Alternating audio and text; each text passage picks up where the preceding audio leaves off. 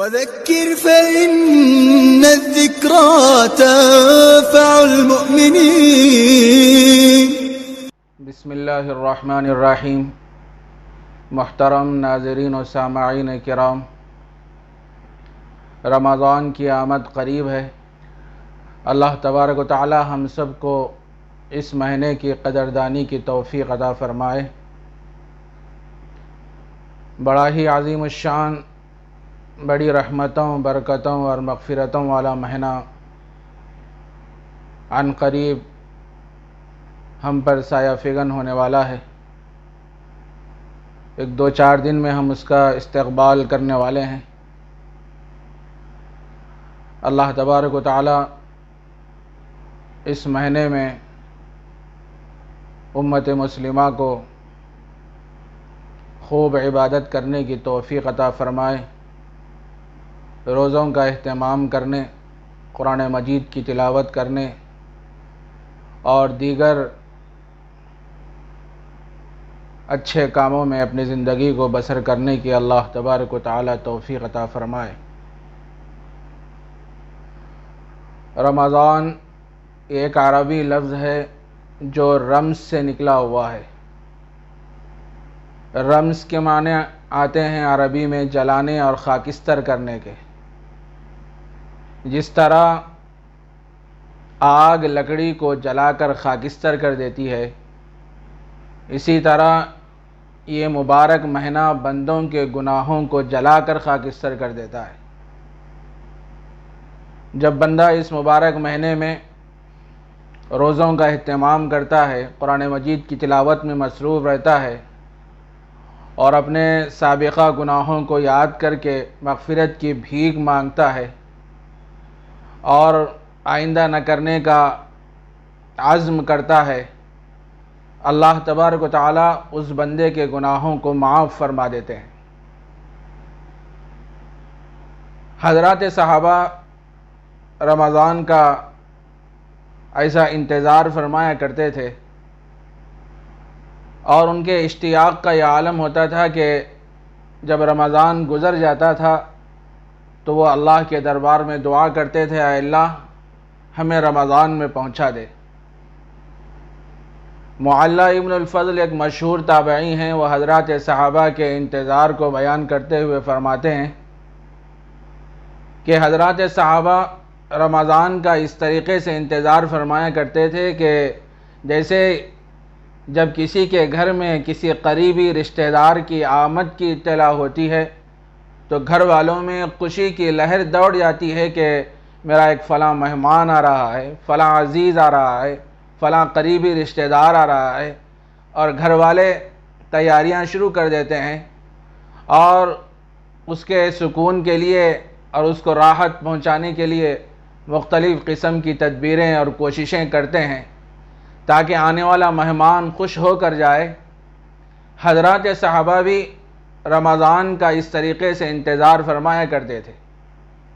کانوا یدعون اللہ ستۃ اشہر ان یبلغہم رمضان ثم یدعونہ ستۃ اشہر ان یتقبلہ منہ، کہ 6 مہینے تک حضرات صحابہ یہ دعا کرتے تھے کہ اے اللہ ہمیں رمضان میں پہنچا دے، اور پھر 6 مہینے تک یہ دعا فرمایا کرتے تھے اے اللہ رمضان المبارک میں جو ہم نمازوں کا اہتمام کریں گے، روزوں کا اہتمام کریں گے، قرآن مجید کی تلاوت میں مصروف رہیں گے اور اللہ نے مال دیا ہے، مال کی فراوانی عطا فرمائی ہے، اپنی حیثیت اور استطاعت کے مطابق خرچ کریں گے، مولا ہمارے ان اعمال کو قبول فرما لے۔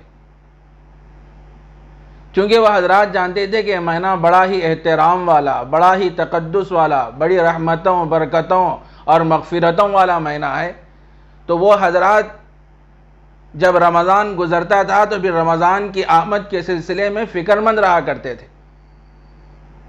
حدیث کی کتابوں میں یہ دعا ملتی ہے، خود نبی اکرم صلی اللہ علیہ وسلم کا یہ حال تھا، جب آپ رجب کا چاند دیکھتے تو یہ دعا فرمایا کرتے، اللہم بارک لنا فی رجب و شعبان و بلغنا رمضان، اے اللہ رجب اور شعبان کے مہینے میں برکت نصیب فرما دے اور مجھے رمضان میں پہنچا دے۔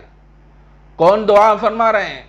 جن کے صدقے میں اللہ نے اس کائنات کو وجود بخشا، اگر آپ کو پیدا کرنا مقصود نہ ہوتا، منظور نہ ہوتا، تو نہ ہم ہوتے، نہ آپ ہوتے، نہ کائنات کی کوئی چیز اس دنیا میں موجود ہوتی۔ اس نبی کا یہ حال ہے کہ جب رجب کا چاند دیکھتے ہیں تو بارگاہ الہی میں دعا فرماتے ہیں، اے اللہ رجب اور شعبان کے مہینے میں برکت نصیب فرما دے اور مجھے رمضان میں پہنچا دے۔ حضرت عائشہ صدیقہ رضی اللہ تعالیٰ عنہ بیان فرماتی ہیں کہ جب شعبان کا مہینہ شروع ہوتا تھا تو اللہ کے نبی کے اشتیاق کا یہ عالم ہوتا تھا کہ وہ شعبان ہی سے روزوں کا اہتمام فرمایا کرتے تھے اور قریب قریب پورا مہینہ آپ روزہ رکھا کرتے تھے۔ نبی اکرم صلی اللہ علیہ وسلم کا یہ حال تھا۔ میرے عزیز دوستو بزرگوں، 2-4 دن میں ہم ایک بڑا ہی احترام والا، بڑا ہی عظمت والا، بڑا ہی تقدس والا اور بڑی مغفرتوں والا مہینہ ہم پر سایہ فگن ہونے والا ہے۔ اللہ ہم سب کو اس مہینے کی صحیح معنی میں قدردانی کی توفیق عطا فرمائے۔ رمضان یہ کل 5 حروف پر مشتمل ہے۔ اس کے ہر حرف سے اللہ کی رضا اور خوشنودی ظاہر ہوتی ہے۔ رمضان کا جو پہلا حرف ہے را، را سے مراد اللہ کی رضا، اللہ کی خوشنودی، اور دوسرا حرف ہے میم، میم سے مراد محبت خدا، تیسرا حرف ہے ذات، یعنی اللہ تبارک و تعالیٰ اس بندے کے ضامن ہو جاتے ہیں۔ چوتھا حرف ہے الف، الف سے مراد الفت خدا، اللہ تبارک و تعالیٰ اس اطاعت گزار بندے سے محبت فرماتے ہیں۔ اور اسی طرح آخری حرف ہے نون، نون سے مراد نور خدا۔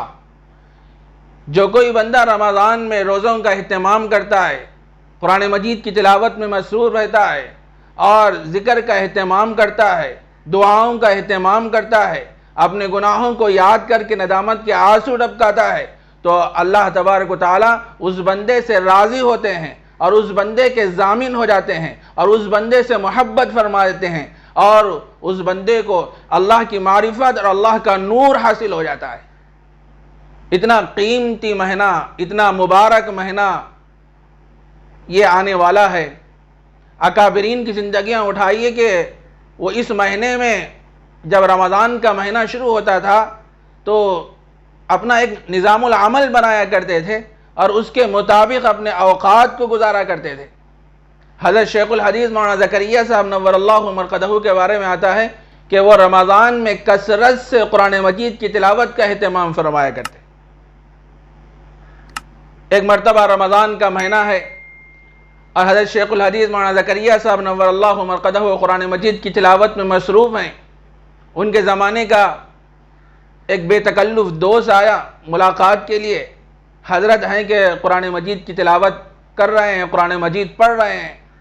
وہ آیا اور بیٹھ گیا، حضرت کو سلام کیا تو حضرت سلام کا جواب دے دیے۔ اس کے بعد پڑھنے میں مصروف ہو گئے۔ نماز کا وقت آیا تو تیاری کر کے مسجد گئے اور نماز پڑھ کے پھر آئے کمرے میں، پھر قرآن مجید پڑھنا شروع فرمائے۔ وہ کچھ دیر بیٹھا رہا، اس کے بعد کہنے لگا کہ حضرت رمضان ہمارے پاس بھی آتا ہے لیکن اس طرح بخار کی طرح نہیں آتا۔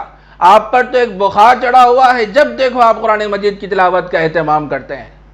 تو میرے عزیز دوستو بزرگوں، جہاں ہم رمضان میں روزوں کا اہتمام کرتے ہیں وہیں پر کثرت سے قرآن مجید کی تلاوت کا اہتمام کریں۔ یہ نزول قرآن کا مہینہ ہے۔ شہر رمضان الذی انزل فیہ القرآن ھدی للناس وبینات من الھدی والفرقان، کہ رمضان وہ مہینہ ہے کہ جس میں قرآن کو نازل کیا گیا۔ نزول قرآن کا یہ مہینہ ہے۔ رمضان کی افضلیت کا جو راز ہے وہ نزول قرآن ہے۔ اللہ تبارک و تعالیٰ نے اپنی مقدس بے مثال اور عظیم الشان کتاب کو رمضان کے مہینے میں نازل فرمایا۔ علماء کرام نے لکھا ہے اور حدیث کی کتابوں میں ہمیں یہ بات بھی ملتی ہے کہ رمضان کے مہینے میں 4 کام ہم کو بڑے کثرت کے ساتھ، بڑے اہتمام کے ساتھ کرنا چاہیے۔ پہلا کام ہے لا الہ الا اللہ، یہ کثرت سے پڑھنا۔ دوسرا کام یہ ہے کہ اپنی مغفرت کے لیے دعا مانگنا۔ آج ہم جانتے ہیں، سبھی حضرات اس بات سے بخوبی واقف ہیں، مسلمانوں پر کیسے کیسے حالات آ رہے ہیں، مسلمانوں پر مظالم ہو رہے ہیں اور مسلمانوں کو مختلف طریقوں سے منصوبہ بند پلاننگ کی جا رہی ہے، ان حالات میں ہر مسلمان کی یہ ذمہ داری بنتی ہے جہاں وہ اپنے لیے دعا کرے وہیں پر امت مسلمہ کے لیے بھی دعا کرے، اللہ سب کے ساتھ امن کا، عافیت کا، سکون کا معاملہ فرمائے۔ 2 کام ہو گئے۔ تیسرا کام یہ ہے کہ جنت کو طلب کرنا، اور چوتھا کام یہ ہے کہ دوزخ سے پناہ مانگنا۔ یہ 4 کام رمضان کے مہینے میں کثرت کے ساتھ ہم کو کرنا ہے۔ جو باتیں اس موقع پر کہی گئی ہیں، اللہ کہنے والے کو بھی عامل بنائے اور سننے والوں کو بھی توفیق عمل میں رحمت فرمائے۔ وآخر دعوانا ان الحمد للہ رب العالمین۔